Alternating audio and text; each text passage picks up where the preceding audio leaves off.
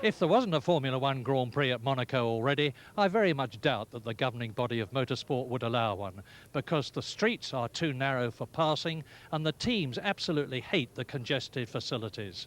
But Monaco has a charisma which overcomes all that. Nowhere else can you get so close to the cars, nowhere else is the noise so loud, and nowhere else are the colours so bright. At Monaco, a good grid position is essential, and a front row placing is a massive bonus. So there was consternation when qualifying finished with Stefano Modina's Tyrrell Honda alongside Ayrton Senna's McLaren. And it's Stefano's birthday today. Another surprise was Nelson Piquet's excellent fourth on the grid in the new Benetton Ford designed by John Barnard and his team. Nelson lives in Monaco and today could see his first win here. Ferrari are in deep trouble though, with four-times winner Alain Prost only 7th on the grid and his teammate Jean Alesi down at 9th. But team manager Cesare Fiorio is a lot happier today with Prost's fastest time in the warm-up. One man who won't be starting though is poor Alex Cathy, who had a rear wheel lock up to slam him into the barrier. That Alex is okay, albeit with a big headache, is a tribute to the strength of his car. But as ever, up front on the grid, it's the incomparable Ayrton Senna in his 56th pole position. With 3 wins at Monaco in the last 4 years, and with victory in the first 3 races of 1991, Ayrton's going to be hard to beat. So, at the front, Senna and Modena. Row 2 for Tracy and Piquet. Nigel Mansell 5th and Berger 6th. Prost down at 7th alongside Moreno. Then Alesi, De Cesaris, Nakajima and Pirro. Marc Blundell is 22nd to start his first Monaco Grand Prix. But sadly, his teammate and leader, Martin Brundle, will not be driving today, having been excluded for a technical infringement of the rules.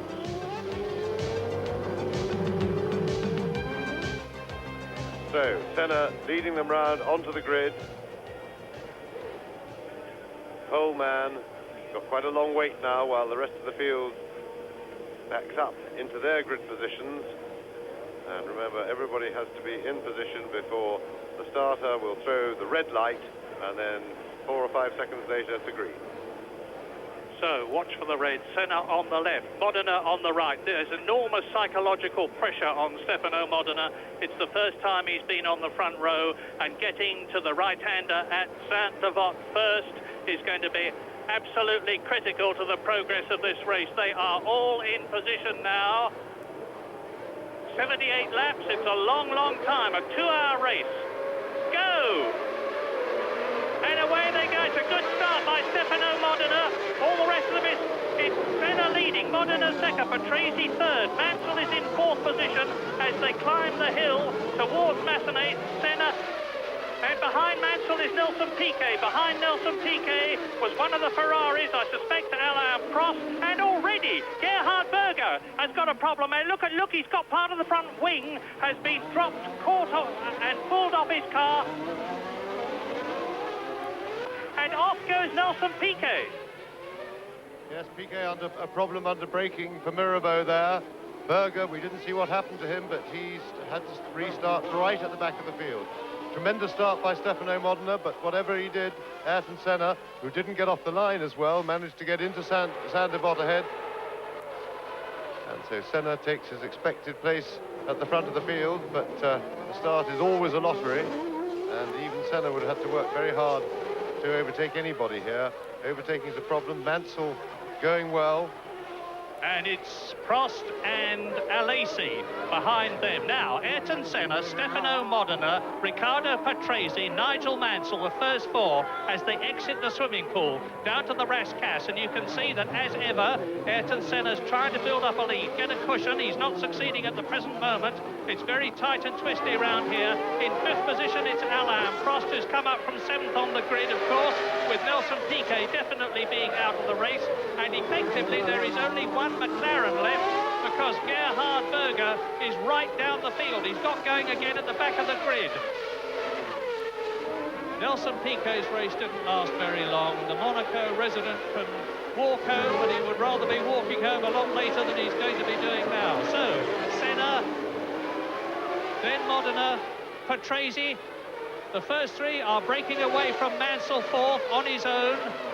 And Andrea De Cesaris in the Jordan Ford, using the same type of engine as the Benettons, but not quite such a good specification, is well up in the race. And into the second lap, Modena is still within a second of Ayrton Senna. There they are. Yes, and we might say that on the face of it, there is good news in that Senna is not walking away from the field, and at the moment making it look like a race. However, I remember 2 or 3 years ago here, or not even as long ago as that, he had Prost behind him when they were teammates, and he played around for the first 10 laps and allowed Prost to stay with him, and we wondered what was going on, and then he just upped it another gear and disappeared into the distance. And I'm quite sure that Senna, with his experience and the restraint that he now shows in his race, in the tactical way he handles races, is taking it very easy at the front at the moment. He knows he can't be passed, he knows there is no hurry, and I'm quite sure he's driving well within himself.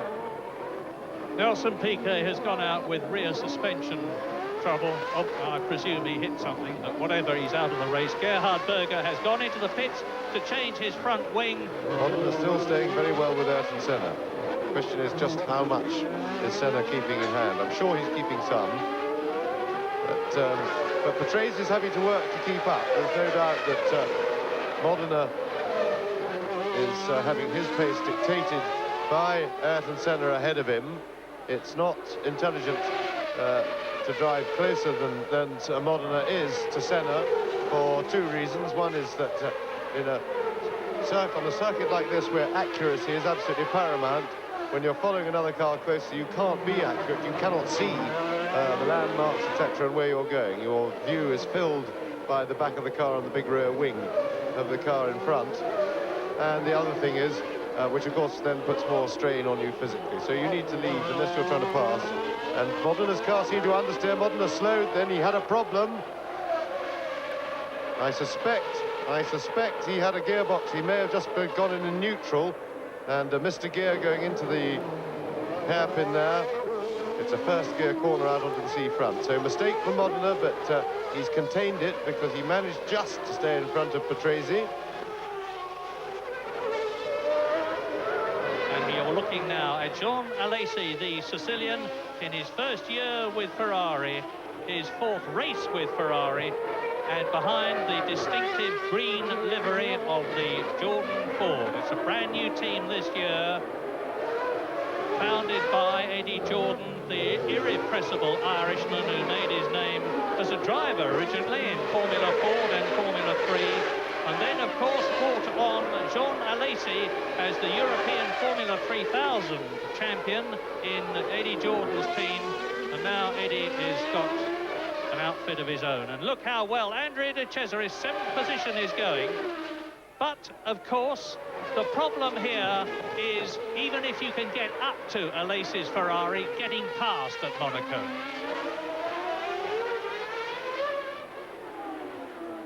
And that is Berger.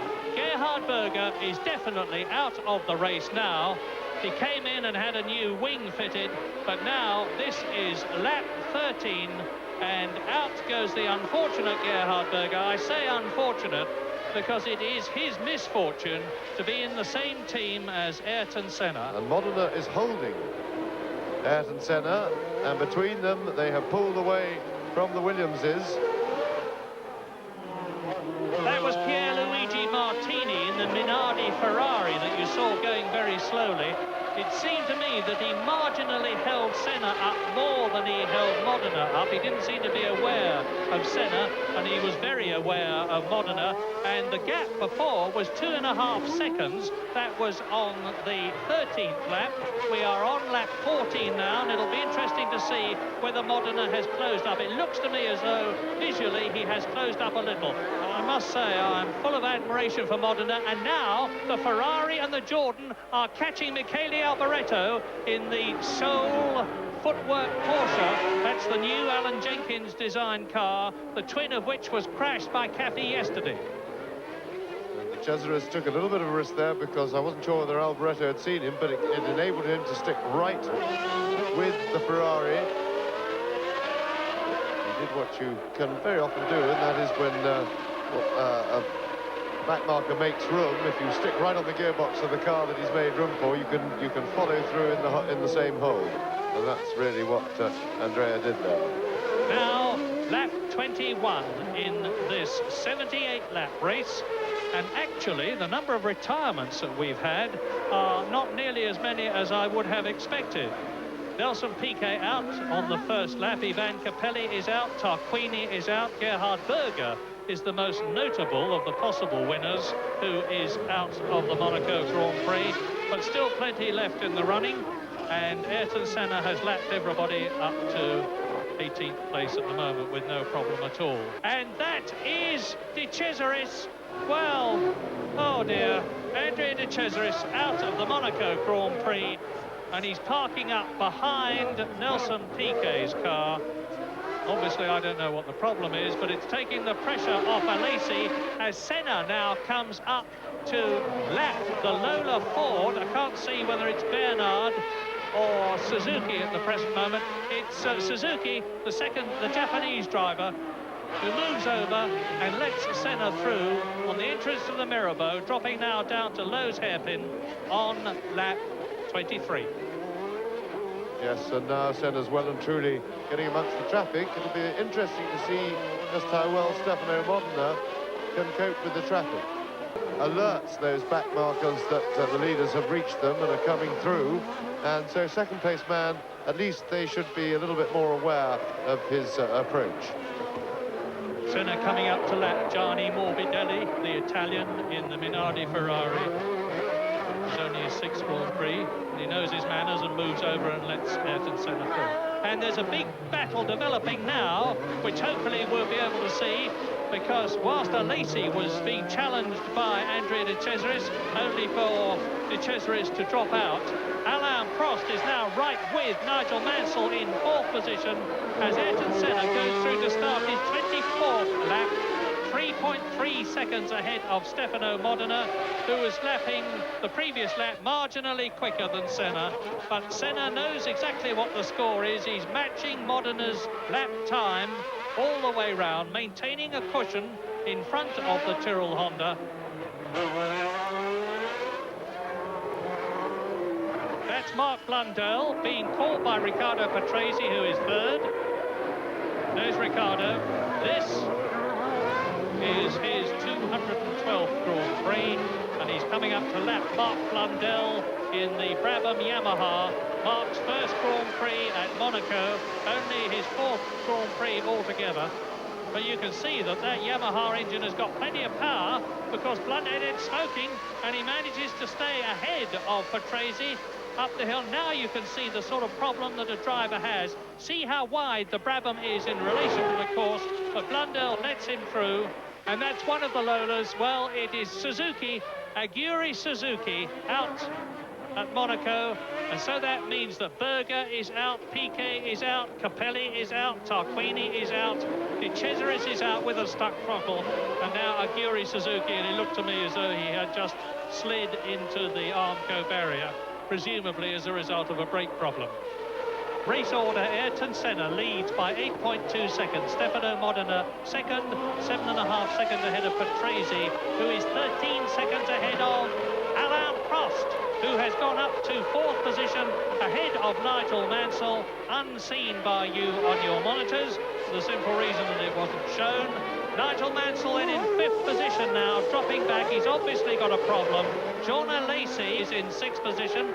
Roberto Moreno in the Sol Benetton Ford is 7th. JJ Leto, who finished 3rd at San Marino, having had to pre-qualify, a brilliant achievement, is well up the field at the present moment there. And we've just had a message here that Mansell has got a problem, as we surmised.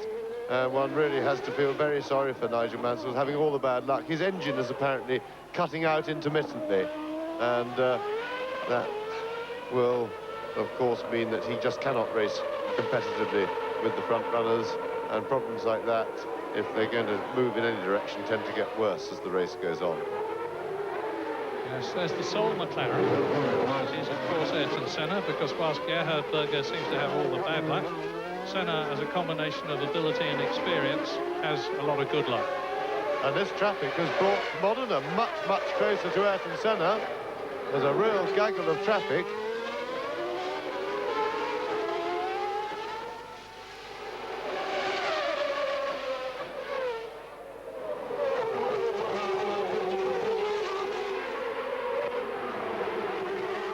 Modena is closing, but of course he will then be faced with all that traffic to fight his way through as well. And Senna's done a pretty good job. He's lost very little time getting through that group.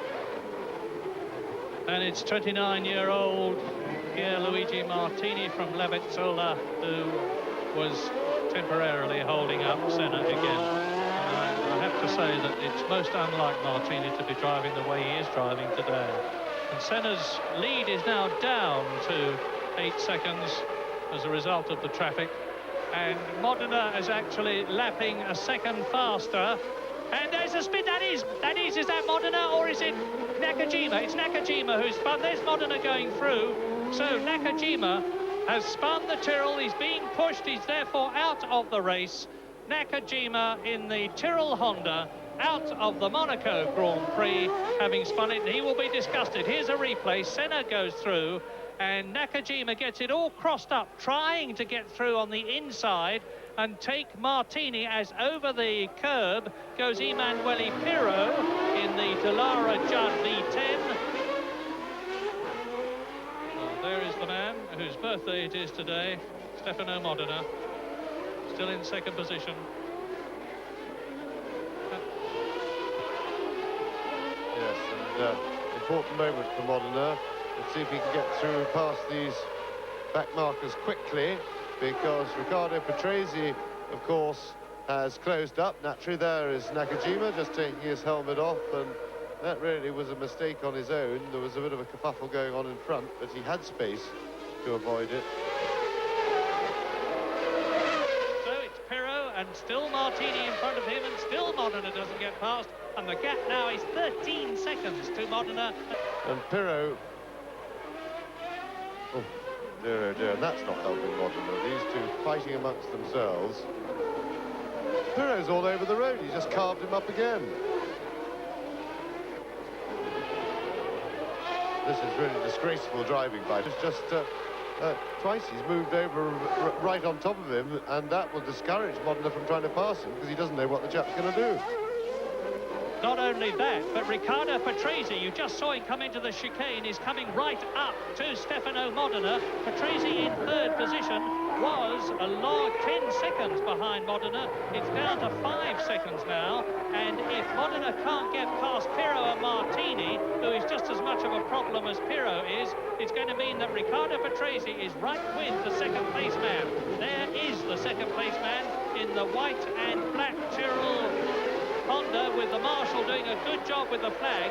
He's letting Martini and Pirro know that Modena is behind him, but they either can't see the flag or can't be bothered. And you can see now Riccardo Patrese, look for him, there he is in the Williams. This is the battle now that's developing between the Tyrrell Honda of Modena in second place and the Williams Renault of Riccardo Patrese. In the race, well, there's one car out of the way, and Modena very skillfully and sensibly uses Pirro to nip through, but he still hasn't got rid of Pirro. And this really is disgraceful driving by Emanuele Pirro. He could have let Modena go and then got on with his battle with Martini. He had no business to be holding him up. And Patrese having trouble, Riccardo Patrese, but I should think the power of the Renault engine will get him past, and it has indeed.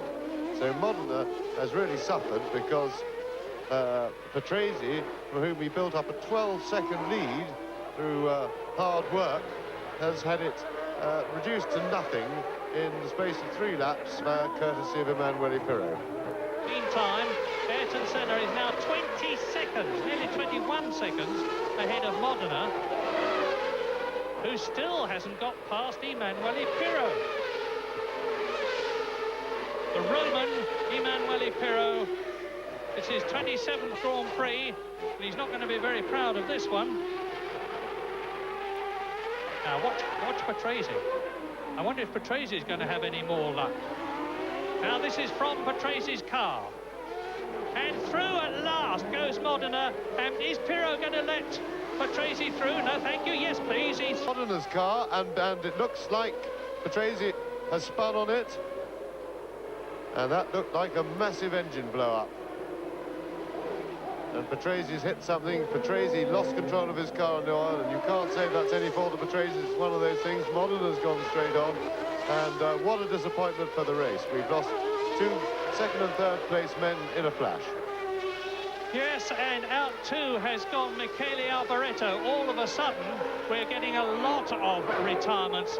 Well, you can tell from the way Riccardo Patrese is standing indignantly looking down towards Stefano Modena, and now his downcast appearance, that he really is totally dejected, and with every good reason, as the marshals push in the footwork Porsche, the new one, the only one to start this race, with Alex Caffey having destroyed the other one so thoroughly in practice. And now up into second place has gone Alain Prost. The two protagonists are at it again. Ayrton Senna leading, Alain Prost in second position. Nigel Mansell is up into third position. Alesi is in fourth place. Up into fifth place goes Roberto Moreno. And back again in the points goes JJ Leto in the V10 Judd-powered Dallara. And that is Mauricio Gugelmin out in the Leighton house. And Prost really has to bully his way through. Yes, and that was rather impressive. That's fairly un-Prost-like driving.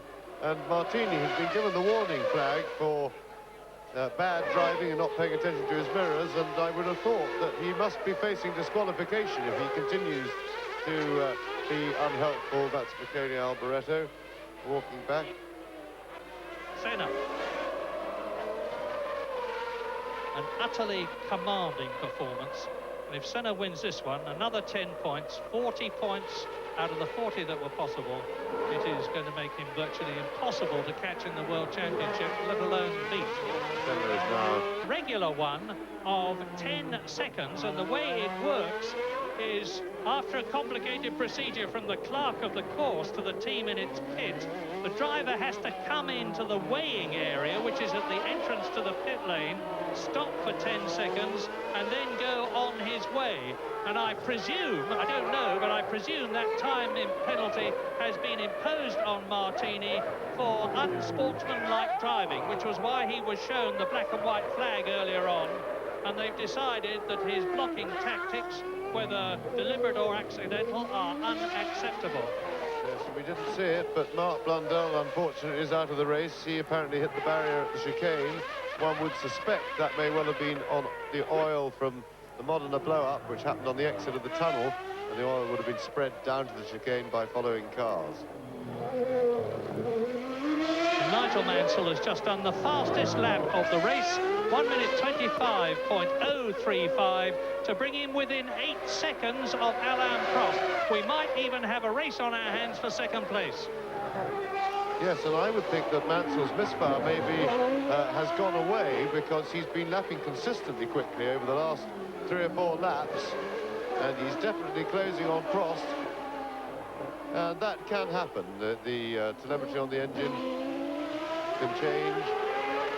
And we have news from the pit lane that Riccardo Patrese is now ready to talk to Jonathan Palmer. Riccardo, that was absolutely appalling luck there. Tell us what happened. It happened at Modena. I was in the top Modena under the tunnel, and in the middle of the fast band, he blew the engine completely, put down a lot of oil, and I couldn't do anything, because in the moment that he put down the oil, I was in 6th flat with the oil. I just spun and crashed. This is lap 54 of the Monaco Grand Prix, which Senna has in the bag, problems accepted. And he doesn't seem to be having any problems at the moment. He's not having a problem keeping ahead of Prost. The gap has come down another second, but it's still 41 seconds between him and the Ferrari. So the battle of the race now is Prost trying to fend off Nigel Mansell, who's getting on one of his charges, but Prost is responding well. Their speed 5 seconds. Mansell's just set another new fastest lap of the race. Prost has set his own personal fastest lap of the race on the same lap in response, and the gap's been between 5 and 6 seconds for some 6 or 7 laps now. You're looking at the 5th man, Roberto Moreno, about to be lapped by the leader, with the marshal showing him the blue flag to indicate that there's someone behind him who's wanting to go by. And I think Roberto will be seeing Senna's car big in his mirrors now, so there'll be no doubt in his mind about who is there and what is about to happen to him. JJ Leto still in an excellent 6th position, and he is one of the youngest drivers in the race, only 25 years old.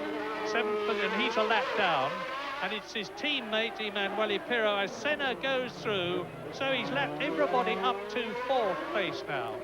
And here are the retirements up to lap 58. Gerhard Berger out, Nelson Piquet out, Capelli, Tarquini. And Mansell is now less than 2 seconds behind Prost, progressing towards Alain Prost. And you see it as they exit Lowe's hairpin into the tunnel. 1.9 seconds. Prost lapping in 1 minute 26.3. Mansell 1 minute 25.2. So Mansell is keeping up that 1 second a lap faster rhythm and momentum as he closes on the V12 Ferrari of 4 times winner here at Monaco, Alain Prost. Häkkinen has gone missing. Mika Häkkinen has gone missing. He was in 11th position, having finished 5th at San Marino 2 weeks ago. And that's it. That's his car. And Häkkinen is out of the cockpit. So hopefully he is quite okay. And it looks to me as though there's been a fire from all the extinguisher smoke there. Yes, and it looks to me as if the car was undamaged, so I think he may have just parked it with some problem with a bit of a fire round the back, and that maybe all that mess is hopefully just from extinguisher foam. But the car had 4 wheels on it and appeared not to have been crashed. And Mansell makes it into 2nd place. The road is very narrow here. Now his front wheel was locked, but he just managed to slow it down enough, and that was, as one would expect for that, a very, very marginal thing, but he made it, and tremendous stuff by Nigel Mansell. A truly great passing manoeuvre, because remember that there is oil in that area from Stefano Modina's broken Honda V10, which took Riccardo Patrese off. So Senna, Mansell 32 seconds behind, Prost 3rd ahead of Alesi, who is 4th. Moreno is 5th but has been lapped. Pirro is 6th but has been lapped. Boutsen has now moved up to 7th place because, as James forecast, Leto has lost yet another place, and there's a stop Ferrari there, and it is that of Alain Prost. And that means to say that Alesi goes up into 3rd position. I can't see what the problem is, but the mechanics are looking underneath at the gearbox and jacking the car up. Well, Alain Prost is seeing a certain 4 points disappear out of the pit lane. I suspect there was something jammed under the car. They had to jack it up and then let it down again before Prost could get away. Maybe the pneumatic tyre wrench, I'm guessing, but for whatever reason, Alain Prost has slid down the field now. Alesi has moved up into 3rd place. Senna now. So Senna into the chicane for the last time but one. We're riding with Roberto Moreno out of the chicane down to the tabac, the left-hander, sweeping left-hander now, which goes into the... He slowed down to let Moreno pass, then speeded up himself and wanted to get back past, and but I think he's just having, I would only guess he's having a bit of fun to try and keep himself awake. Remember, he's very tired at this stage of the race. It takes an awful lot out of you physically, and to have some mental exercise to do is often helpful. But Senna now on his last lap, proved himself the absolute master of Montecarlo, street circuits. He was masterful, as usual, in qualifying. His brilliance in traffic then came into play, and that put a very half distance of the race, and at that point, then Pirro, Modena got behind Emanuele Pirro, who was himself battling to lap Martini. Pirro just ignored Modena's presence. Modena was stuck behind him for 2 or 3 laps, and all come in from 12 seconds behind, courtesy of Pirro's blocking. In fact, it became academic, and Senna went on his untroubled way to his 4th Grand Prix victory of the season, 4 out of 4, fantastic performance. No one has ever won the first 4 Grand Prix of a season. That is about to be changed, and has been changed, as Ayrton Senna adds victory in the 1991 Monaco Grand Prix to those of 1987, 89 and 90, and the first 3 races of this year. Nigel Mansell scoring points for the first time this year by finishing in 2nd place, 18.3 seconds behind Ayrton Senna, who was 2 seconds faster than Mansell on the last lap, proving that he was indeed taking his time. We look now at Jean Alesi finishing on the podium for the first time since he joined the Ferrari team at the beginning of this year, coming home in 3rd place, but a long way behind. And as last year, only the first 3 drivers have gone the full 78-lap race distance. Roberto Moreno finishes 4th in the Benetton Ford. A lap of the race, 1 minute 24.3, and that is a new lap record. Yes, and that was done on the fresh tyres after he stopped, and I find that happily the worst fears about Prost's pit stop were not founded. He did have a problem with one of the wheel rims, and it was leaking, so effectively he had a flat tyre, so he did have to go into the pits. And then there was a problem also with the Ferrari organisation in there, because as we saw, he didn't get out of the pits very cleanly. But of course, on fresh rubber with a light fuel load, it's not surprising that he got consolation, the fastest lap and a new lap record. I'm very satisfied with the result, of course. It's a great victory, and I'll say nothing. I had some problems, but I will say nothing, because what it matters is what we achieve in the end. Is the result, and is the victory that counts. Another 10 points for the championship. But for sure, to race here in Montecarlo, almost 2 hours race, it's very hard physically, because it's bumpy and it hurts a lot, your shoulders, your neck, and so on.